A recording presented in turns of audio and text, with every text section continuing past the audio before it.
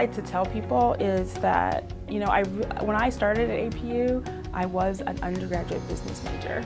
And I watched a movie called A Child of Rage, and it really was about the foster care system. And I decided at that point I was going to go change my major to psychology, and I was going to become a social worker.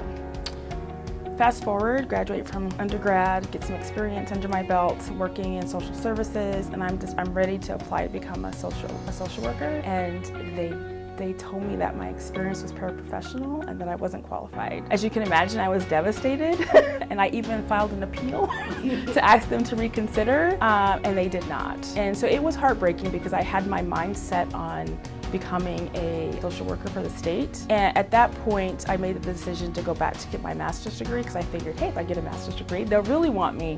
They didn't. And that was fine. But what I did at that point was when I really became involved in Covenant House. And I can honestly say that I never imagined that was the path I was going to take. My goal was to become a therapist and to work with individuals. And what I learned was that I love the therapeutic process, but I'm not a sit in the office therapist. And so I came back to Covenant House, and the rest has been history. I have been surrounded by amazing mentors. I got to see from those mentors what opportunities I had available to me beyond direct service, and then really my path has been to connect with those mentors and learn what those opportunities were. I went from being the program coordinator of a program to becoming the director of program services, from there becoming the associate executive director, and I even got the opportunity to travel to another Covenant House, 2 Covenant Houses, to assist in different roles within the organization. So my path took a different direction than I expected, and I really emphasized not to underestimate that the skills that you learn in school